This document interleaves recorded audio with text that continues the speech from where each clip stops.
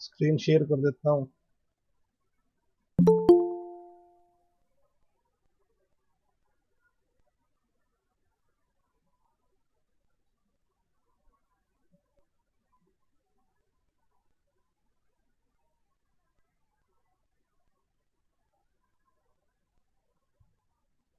होगी screen share, दिखाई दे रही है?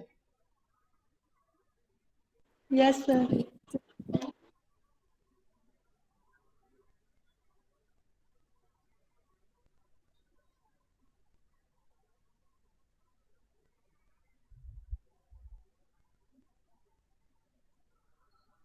लो जी। कल जो काम दिया था आपको करने के लिए कहा था वो किया आपने? मीडिया एक्सेस कंट्रोल के बारे में समझा रहा था आपको। मीडिया एक्सेस कंट्रोल क्या होता है बेटा, कि जब आप अपना डाटा ट्रांसमिट करने लगते हो तो ट्रांसमिट करने के लिए जिस मीडियम का आपने यूज करना है वो मीडियम आपके लिए अवेलेबल होना चाहिए। तो अब होता क्या है कि भाई आपका जो मीडियम है उसी पे बहुत सारे स्टेशन कनेक्टेड होते हैं। कॉमन मीडियम, उसको शेयर्ड मीडियम कहते हैं। ये समस्या शेयर्ड मीडियम की वजह से ही आ रही है सारी। अगर आपका जो कम्युनिकेशन लाइन है वो शेयर्ड ना हो तो कोई दिक्कत ही नहीं है, आप जब चाहो अपना डाटा भेज सकते हो, वो लाइन अवेलेबल है आपके पास। लेकिन जब आप शेयरिंग कर रहे हो तो शेयरिंग करने की वजह से ही, क्योंकि हो सकता है कि दूसरा स्टेशन भी अपना डाटा उसी लाइन पे भेज रहा हो, आप भी भेज दो, तो फिर वो कोलिजन हो जाता है। तो उससे बचाव करना जरूरी होता है। क्यों? क्योंकि अगर कोलिजन होगा तो आपका डाटा करप्ट हो जाएगा और डेस्टिनेशन तक सही नहीं पहुंच पाएगा। तो आपने अपने डाटा को सही भी पहुंचाना है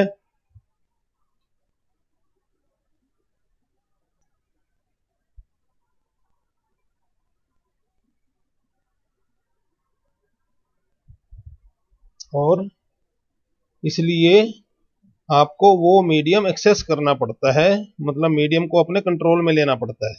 लेकिन मीडियम पर हो सकता है कि पहले कोई यूज कर रहा हो उसको, तो ये चीज भी देखने वाली है। तो ये सारे फैक्टर जो जो हम स्टडी करेंगे, ये मीडिया एक्सेस कंट्रोल के अंदर हम स्टडी करेंगे। ये आपको डाटा लिंक लेयर का फंक्शन बताया था मैंने कि डाटा लिंक लेयर का फंक्शन ड्यूटी है, ये डाटा लिंक लेयर की ड्यूटी है कि उस चैनल को अपने डाटा भेजने के लिए वो ऑक्यूपाई करे, उसको कंट्रोल करे, कैप्चर करे। अब इस काम को करने के लिए डिफरेंट प्रोटोकॉल्स इस्तेमाल की गई। रैंडम एक्सेस प्रोटोकॉल कल हमने स्टडी कर ली थी। रैंडम एक्सेस का मतलब क्या है कि आपने कोई भी स्टेशन कभी भी अपना डाटा भेजने के लिए उस मीडियम को एक्सेस कर सकता है। तो रैंडमली एक्सेस हो रहा है आपका जो चैनल है, इसलिए उसको रैंडम एक्सेस प्रोटोकॉल बोला गया। ये कल मैंने डिटेल में आपको समझा दिया था। इसके अंदर एलोहा और CSMA ये दो प्रोटोकॉल थी जो रैंडम एक्सेस को हैंडल करती थी कि किस तरीके से अगर कोई भी स्टेशन कभी भी उस मीडियम को एक्सेस करना चाहे तो उसको किन रूल्स को फॉलो करना पड़ेगा, कौन सी प्रोटोकॉल फॉलो करनी पड़ेगी जिससे कि वो अपना डाटा डेस्टिनेशन तक भेज सके। ये आपको मैंने होमवर्क भी दिया था असाइनमेंट बनाने के लिए। अगर इसमें किसी को डाउट हो, समझ में ना आया हो कुछ, तो वो मेरे से पूछ ले, नहीं तो फिर हम आगे चलते हैं। अगले लेवल की जो प्रोटोकॉल है वो टोकन पासिंग प्रोटोकॉल है। टोकन पासिंग का मतलब ये है कि भैया जो अगर आपके चैनल पे एक से ज्यादा स्टेशन अटैच्ड हैं, शेयर कर रहे हैं कॉमन चैनल को, कॉमन मीडियम को, तो फिर ऐसा नहीं है कि कोई कभी भी आके और अपना उस चैनल के ऊपर अपना डाटा ट्रांसफर कर दे। वो एक टोकन की मदद से किसी एक स्टेशन को अलाउ किया जाएगा कि अब आपकी बारी है, आपकी टर्न है, अब आप अपना डाटा ट्रांसफर करो। और वो टोकन इस तरीके से एक एक करके डिफरेंट स्टेशन को मिलता रहेगा, और जिस स्टेशन के पास टोकन होगा वो ऑथोराइज्ड है उस डाटा को ट्रांसफर करने के लिए, अपने डाटा को। और जिस स्टेशन के पास टोकन नहीं है और उसने डाटा को ट्रांसमिट करना है तो फिर उसको वेट करनी पड़ेगी जब तक उसके पास टोकन नहीं आ जाता। और टोकन जो है वो बारी बारी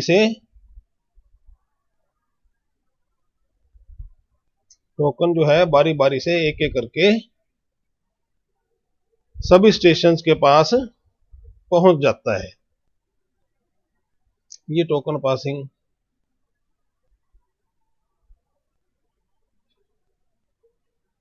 प्रोटोकॉल है। अब टोकन पासिंग प्रोटोकॉल में दो प्रोटोकॉल हम स्टडी करते हैं, एक टोकन बस प्रोटोकॉल और एक टोकन रिंग प्रोटोकॉल।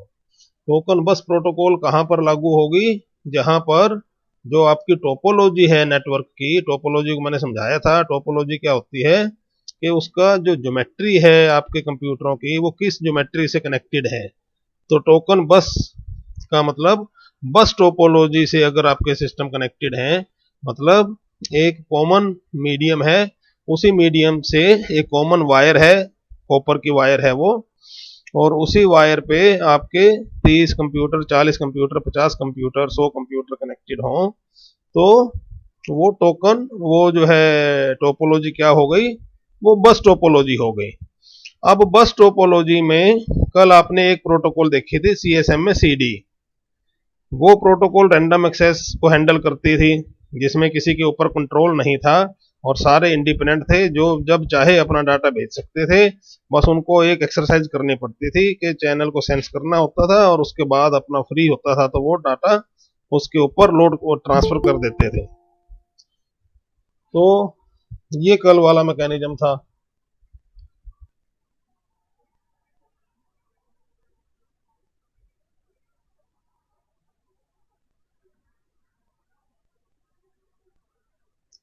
वो सीएसएम में सीडी वाला मैकेनिज्म था।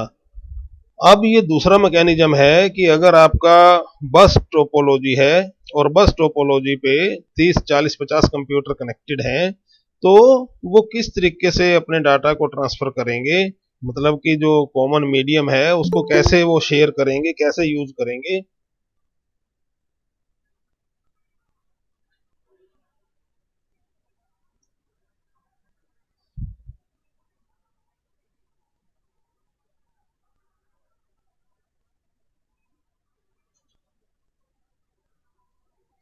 ये आपको कह रहा है कि टोकन पासिंग प्रोटोकॉल में कि जिस कंप्यूटर के पास एक टोकन होगा, परमिशन होगी डाटा सेंड करने की, वही अपना डाटा उस कॉमन मीडियम के थ्रू ट्रांसफर कर पाएगा। जिसके पास परमिशन नहीं है वो अपना डाटा ट्रांसफर नहीं कर पाएगा। क्या problem?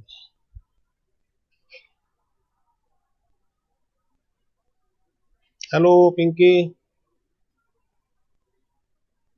Hello Pinky,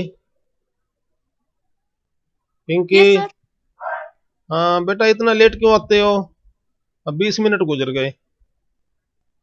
sir phone घर पे नहीं था, मुझे पता नहीं था क्लास है या लाइव आज। मेरी तो लाइव ही लगती है बेटा। ओके सर, कल लगा लूंगी। टाइम पे आया करो। Okay sir. तो टोकन पासिंग प्रोटोकॉल बेसिकली क्या है कि भाई जो आपकी रैंडम एक्सेस वाला मैकेनिज्म था, रैंडम एक्सेस में तो ये कहते थे भाई सारे के सारे इंडिपेंडेंट हैं, फ्री हैं, जब चाहे वो अपना चैनल को सेंस करके, चेक करके और अपना डाटा भेज सकते हैं। किसी के ऊपर कोई नंबरिंग वाली रोक टोक नहीं है, सीक्वेंसिंग की, भाई पहले ये भेजेगा फिर वो भेजेगा, ऐसा सिस्टम रैंडम एक्सेस में नहीं था। टोकन पासिंग में ये सिस्टम है कि भैया टोकन मिलेगा, बारी बारी से सबका नंबर लगेगा, जिसके पास टोकन है वो ही भेज पाएगा और जिसके पास टोकन नहीं है उसको वेट करनी पड़ेगी। ये सिंपल सी बात है, ये आपके समझ में आ गई है? बोलो मेरे को अपना माइक ऑन करके यस या नो। यस सर, समझ। ठीक है।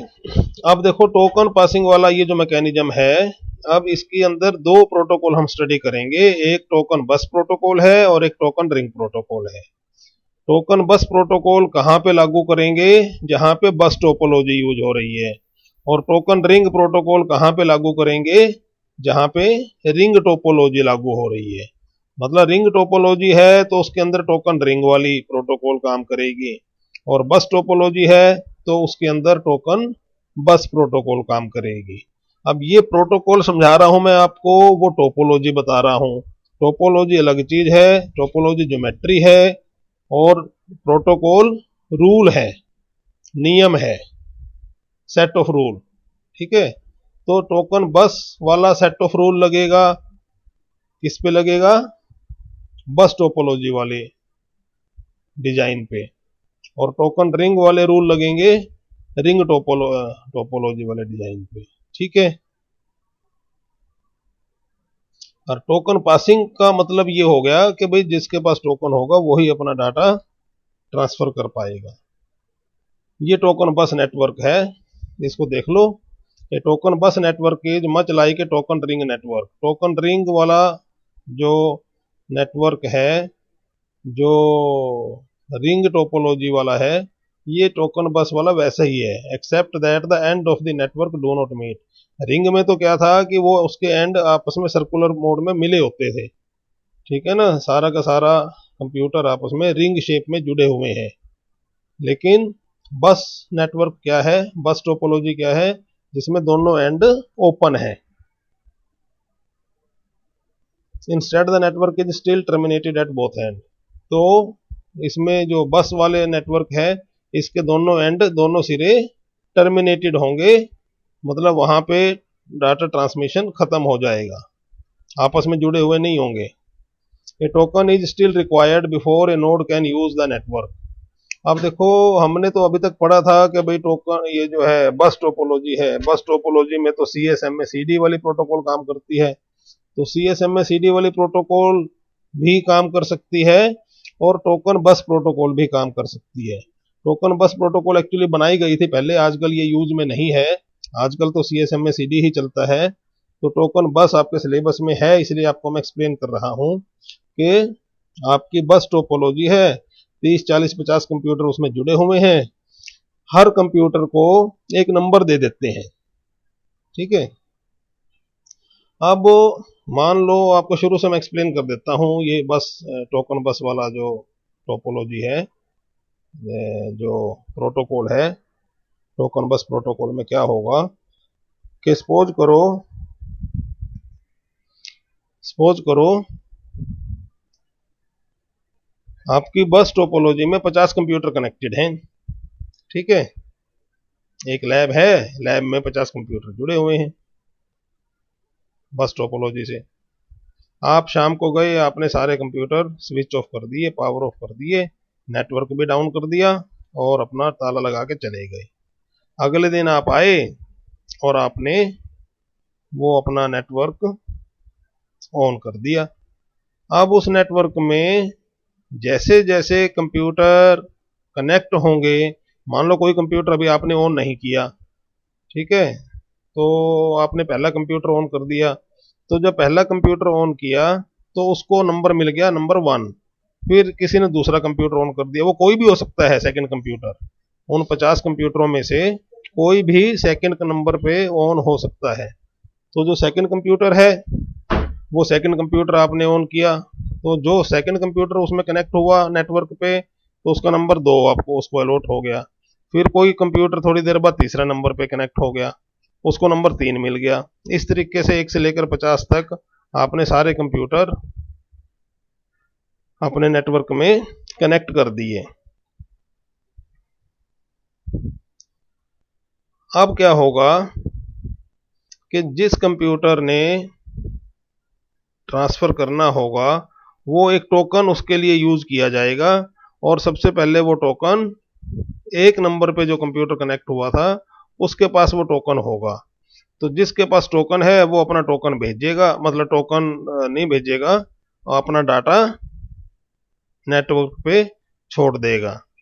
तो अपना डाटा नेटवर्क पे छोड़ने के बाद वो उसके अंदर डाटा का समझाया है मैंने आपको कि भाई वो फ्रेम ट्रांसफर होता है, फ्रेम में हेडर होगा, हेडर में डेस्टिनेशन एड्रेस लिखा होगा। तो हर कंप्यूटर को वो डेस्टिनेशन एड्रेस दिखाई देगा, जिस कंप्यूटर का वो एड्रेस होगा वो कंप्यूटर उस पैकेट को, उस फ्रेम को रिसीव कर लेगा और उसको डाटा को उसमें से कैप्चर कर लेगा। बाकी के जो कंप्यूटर्स हैं जिनका एड्रेस नहीं है, वो उसको इग्नोर कर देंगे। तो इस तरीके से डाटा ट्रांसफर हो जाएगा। अब डाटा ट्रांसफर होने के बाद जो टोकन उसके पास था, अब वो टोकन वो अपने दूसरे भाई के पास भेजेगा। दूसरा भाई कौन सा है? दूसरा भाई उसका फिजिकल पड़ोसी नहीं है। हो सकता है उसका फिजिकल पड़ोसी का नंबर 38 हो, लेकिन वो उसने किसके पास भेजना है? जो 2 नंबर है जिस कंप्यूटर का, जो दूसरे नंबर पे एडमिट हुआ था नेटवर्क में, तो वो उस टोकन पर 2 नंबर लिख के और उसको छोड़ देगा। अब उसको 2 नंबर वाला कंप्यूटर ही पकड़ेगा, वो चाहे नेटवर्क में कहीं मर्जी हो, चाहे वो दूसरे कोने में पड़ा हो 2 नंबर का कंप्यूटर। तो वो 2 नंबर वाला कंप्यूटर उसको कैप्चर कर लेगा, फ्रेम को, टोकन को, और टोकन को कैप्चर करके अब उसके पास परमिशन हो गई डाटा भेजने की, तो वो डाटा भेज देगा। अपना डाटा भेजने के बाद फिर वो 3 नंबर लिख के उस टोकन पे और उसको फिर छोड़ देगा बस पे, तो उसको 3 नंबर वाला कंप्यूटर पकड़ेगा। इस तरीके से वो बारी बारी टोकन मिलने के बाद अपना डाटा भेज सकते हैं। ये देखो ये लिखा हुआ है, no matter if the physical location of that node is at very end of the bus network. क्या लिखा है? द टोकन और data is passed to the next sequential node address. जो टोकन है वो अगली सीक्वेंशियल नोड के पास भेजा जाएगा, ना कि अगली फिजिकल एड्रेस के पास। This is the virtual ring, the physical layout of the network will not change it. Physical layout उसको चेंज नहीं करेगा, उसके सीक्वेंसिंग को। At each individual station is powered on, it is allocated a place in the ring sequence. The token bus medium access control protocol allows station to join the ring or leave the ring at an ad hoc basis. Token bus network are defined by IEEE 802.4। ये भी पढ़ लेना, text pause करके पढ़ लेना, ये वाली slide भी पढ़ लेना। और ये चलो लास्ट में ये लिखा हुआ है कि आजकल यूज नहीं होता। ये token bus network are mainly used for industrial application, industrial application में यूज होती थी, such as manufacturing. The IEEE 802.4 working group has disbanded. ये देखो ये लिखा है इसने कि भाई अब वो जो वर्किंग ग्रुप था जिन्होंने ये रूल बनाया था, प्रोटोकॉल बनाई थी 802.4, वो डिसबैंड हो गया, मतलब वो खत्म हो गया। Meaning that the standard is no longer being updated and not seeing wide use. ये आपको मैंने समझा दिया टोकन बस नेटवर्क। ठीक है, अगला टोकन रिंग है। टोकन रिंग मैं आपको पहले ही समझा चुका हूं। तो टोकन पासिंग वाले प्रोटोकॉल पूरे हो गए। टोकन पासिंग, इसमें अगर टोकन रिंग समझना चाहते हो तो टोकन रिंग में क्या होगा कि जो रिंग टोपोलॉजी है, रिंग टोपोलॉजी में टोकन रिंग वाली प्रोटोकॉल काम करेगी कि भाई 1 बाय 1 अपने पड़ोसी को टोकन पास होता रहेगा और उसके बाद वो डाटा पैकेट भेजेगा। डाटा पैकेट पूरा सर्कल काट के वापस उसी के पास आएगा। वो उसको क्रॉस चेक करेगा कि भाई ठीक डाटा भेज दिया था, ठीक मिल गया पैकेट, और उसके बाद फिर वो टोकन अपने नेक्स्ट पड़ोसी को पास ऑन करेगा।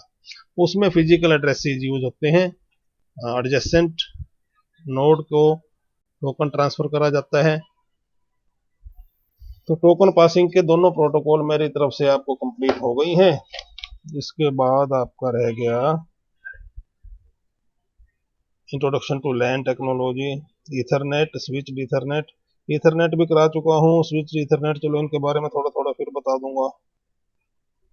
और नेटवर्क हार्डवेयर कंपोनेंट है, कनेक्टर, ट्रांसीवर, रिपीटर, हब, चलो ये सब एक्सप्लेन कर चुका हूँ। ठीक है, आज का लेक्चर हो गया पूरा। रिकॉर्डिंग बंद कर दूं एक बार?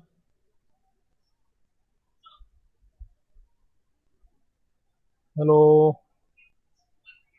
कोई नहीं यस सुन रहा? सर। ठीक है। Yes sir.